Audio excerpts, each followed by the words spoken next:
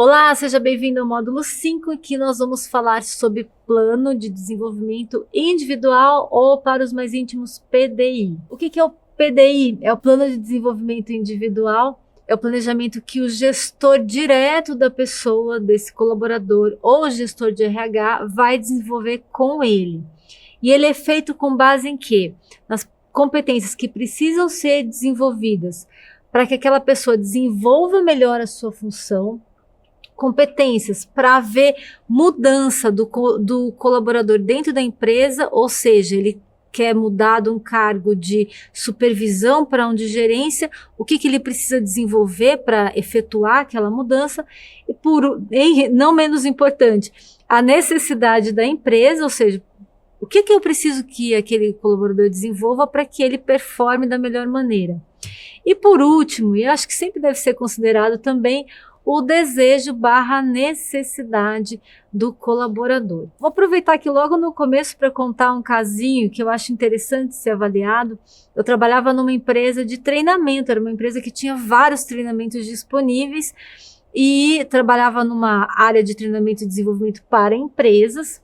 E aí uma colega solicitou à gerência, à gestão, realizar um treinamento de como sommelier. Ela ia passar a testar vinhos, né, ficar especialista em vinhos, um treinamento de especialidade em vinhos.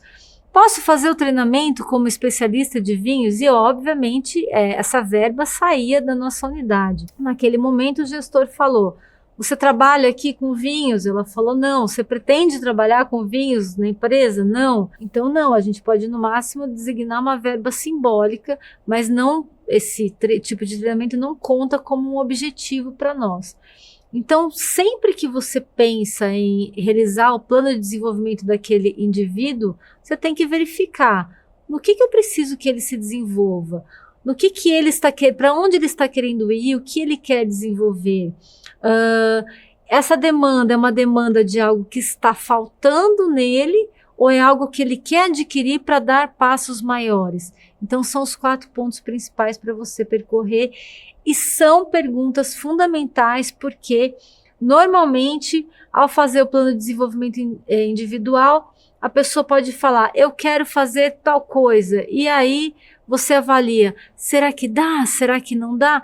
Mas não pergunta qual é o objetivo desse passo, qual é o objetivo dessa ação. Fazer perguntas se torna talvez uma das habilidades mais importantes, tanto para os líderes quanto para os gestores de RH. O melhor momento para desenvolver esse plano de desenvolvimento individual é depois de uma avaliação de desempenho. Ou seja, a avaliação de desempenho por si só, muitas vezes ela é um calcanhar para a empresa, mas quanto mais clara e verdadeira ela estiver, mais facilmente vai ser desenvolver esse plano posterior. A partir da avaliação e do que foi pontuado ali, devem ser levantadas 2 competências, no máximo. Vamos supor que você pense assim, vamos supor que você avalie: poxa, mas a pessoa tem, sei lá, umas 4, 5 competências para serem melhoradas.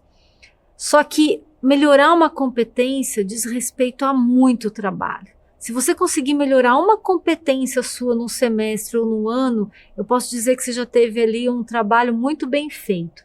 Então 2 é o máximo ideal, mas como é que você seleciona essas 2 no meio, às vezes, de tantas outras? Você verifica quais são essas competências e aí você faz a seguinte pergunta: tanto você, gestor de RH, quanto você refletindo com o colaborador, quais dessas competências que, se forem trabalhadas primeiro, irão ajudar a desenvolver as demais? Então vamos supor que foi colocado que a pessoa é desorganizada, ela precisa melhorar a sua capacidade de organização. E também foi colocado que ela precisa estudar, ela precisa se capacitar mais tecnicamente naquela área em que ela está se desenvolvendo, que ela está trabalhando. Qual das 2 vai ajudar mais? Dentro do meu entendimento e experiência, se ela melhorar a capacidade dela de organização, Consequentemente, ela vai conseguir melhorar a gestão do tempo dela e com mais facilidade ela vai conseguir realizar treinamentos e assistir vídeos, enfim, que ajudem a melhorar a capacidade técnica dela, que também foi levantado. Então, sempre pensar no que a gente chama de pontos de catapulta, aquilo que vai jogar as outras habilidades para cima e vai possibilitar, viabilizar o desenvolvimento de outras habilidades também, de outras competências. Então, façam essa seleção e determinem o período de tempo em que isso vai ser desenvolvido. Aí na apostila de vocês, aí nos slides de vocês têm um exemplo de planilha, porque o PDI pode ser desenvolvido, como eu coloco, o ideal é que ele seja desenvolvido dentro de um sistema de gestão, mas pode ser que você não tenha esse sistema e está tudo bem. Uma planilha de Excel resolve completamente a sua questão.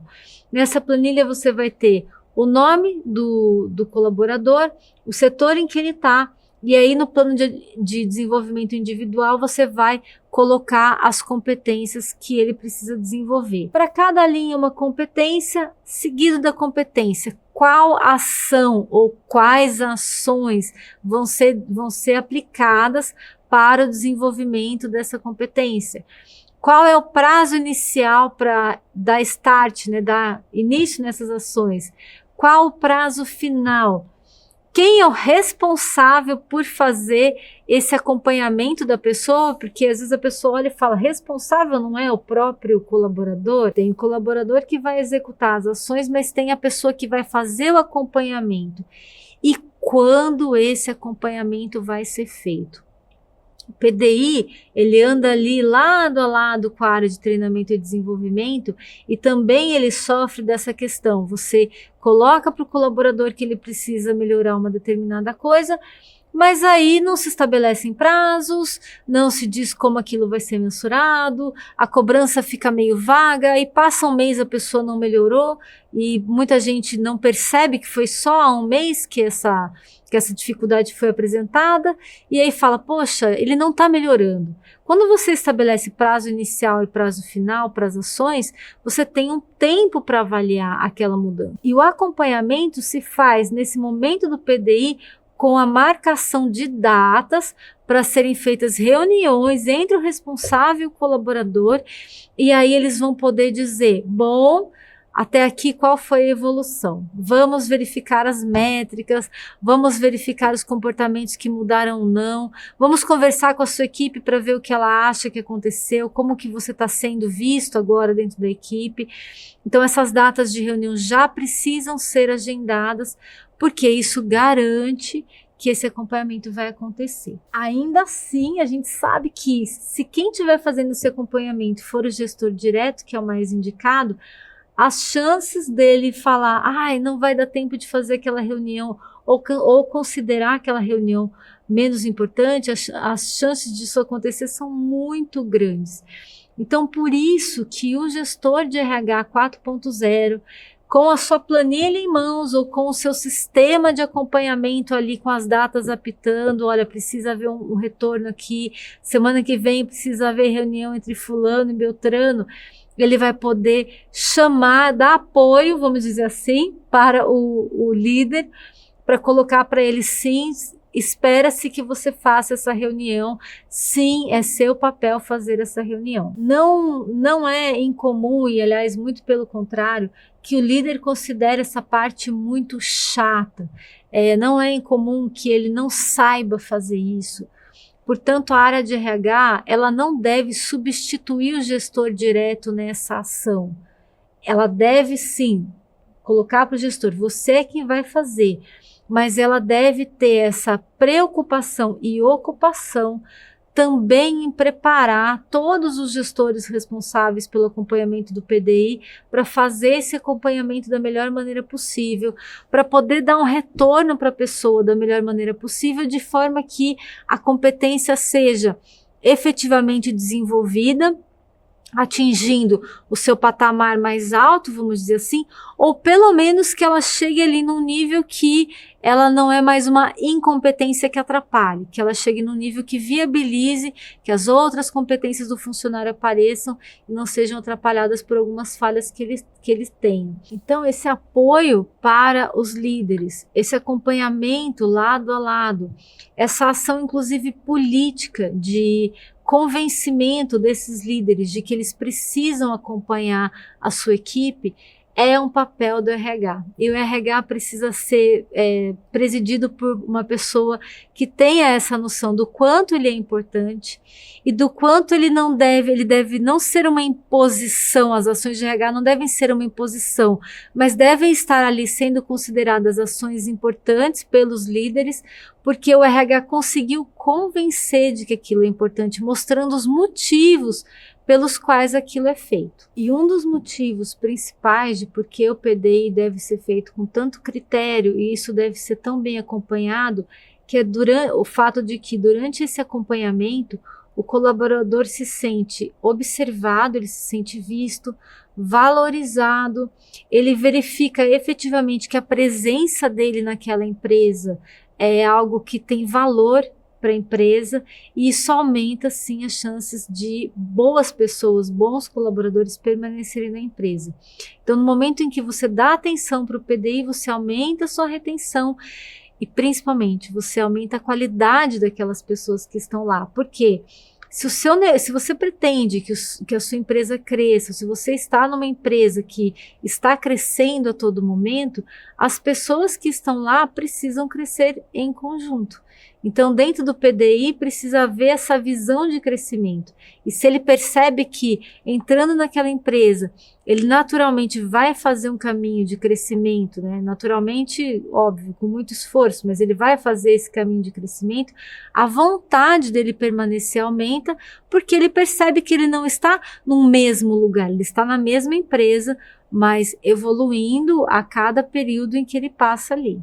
Vou dar um exemplo para vocês aqui de competência a ser melhorada, que é uma competência muito apontada nos PDIs, que é a capacidade de comunicação. Então, para uma competência como comunicação, por exemplo, se definem as ações: treinamento em oratória, porque às vezes é uma falta na maneira como falar, a pessoa não sabe se colocar, ela tem dificuldade para apresentar um trabalho ali para a empresa, ou ações práticas, como, por exemplo, repasse do treinamento para a equipe. Então, ela faz o treinamento em oratório para se melhorar e já começa a ser a pessoa responsável por fazer esses repasses para aplicar esse treinamento. São definidos os prazos iniciais e finais, quem vai ser o responsável por acompanhar esse colaborador, e aí se definem as datas para ver o acompanhamento do processo, o feedback e quais vão ser os ajustes necessários. E ali você pode colocar, por exemplo, como avaliação, o quanto essa pessoa está desempenhando bem, o quanto as pessoas entenderam aquilo que ela está falando, o quanto ela está mais tranquila para fazer aquele repasse. Enfim, há várias maneiras de se estabelecerem esses feedbacks, e o acompanhamento, inclusive nesse caso, pode acontecer não somente nessas reuniões, mas no acompanhamento de treinamentos que a pessoa venha a dar nesse processo de desenvolvimento. Então, para cada tipo de competência, você pode fazer um acompanhamento diferente, mas a reunião é fundamental, porque a reunião é aquele momento em que você senta com a pessoa e pergunta para ela: e aí, como é que você está se sentindo com esse desenvolvimento? O que você percebe que melhorou, o que não? O que eu verifico que você melhorou foi isso e isso, enfim. Há ali uma troca, e nesse acompanhamento também podem ser definidas novas ações. Por que não? Né? Às vezes a pessoa começou a desenvolver aquilo, gostou tanto, que são definidas novas ações. E ali você tem um crescer contínuo, entendendo que, novamente, isso vai estar totalmente ligado à área de treinamento e desenvolvimento também, porque normalmente PDI tem tudo a ver ali com o treinamento. Quais são os desafios que o PDI tem a vencer? Porque é algo importante? Todo mundo sabe que é importante? Todo mundo quer ter um plano de desenvolvimento individual? Sim. Quando um candidato muito bom vem fazer entrevista na sua empresa, ele pergunta se tem PDI? Sim, ele pergunta, mas há desafios a vencer. Primeiro deles a qualidade da avaliação de desempenho. Olha, dependendo de onde e como é feita a avaliação de desempenho, a pessoa só recebe joinhas porque há um receio de avaliar e dizer que ela precisa desenvolver alguma coisa a mais. Então, o que está sendo passado na avaliação é realmente o que precisa ser desenvolvido? Note que quanto mais próximo do colaborador o líder estiver, mais ele vai ter ali um medidor da, vamos dizer assim, da veracidade daquela informação. As competências que precisam ser desenvolvidas, lembrando que competências técnicas são mais facilmente mensuráveis e também mais facilmente treináveis. As competências comportamentais, elas são sim mais desafiadoras, às vezes demandam questões que vão além de treinamento, como por exemplo terapia, em alguns casos acompanhamento médico inclusive, então elas podem demandar mais tempo. E ali pode haver essa decisão, né? Vale a pena desenvolver essa pessoa ou não? É uma pergunta que precisa ser feita. Por mais dolorido que muitas vezes seja perguntar isso, isso precisa ser perguntado. Em terceiro, qual é o responsável financeiro por esse desenvolvimento? Porque dependendo do tamanho da empresa, qual área que vai pagar por esse desenvolvimento? A área de RH tem ali uma verba separada para isso ou não? Cada área vai bancar individualmente, então essa decisão precisa ser tomada, de preferência antes da necessidade surgir.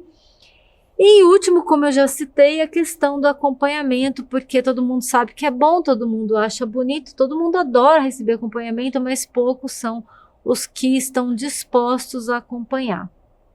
Portanto, novamente, RH 4.0, você vai trabalhar com o seu líder, você vai trabalhar com o seu gestor para que ele entenda o quanto que fazer esse acompanhamento e quanto que participar do desenvolvimento do seu colaborador é, inclusive, extremamente lucrativo para a empresa.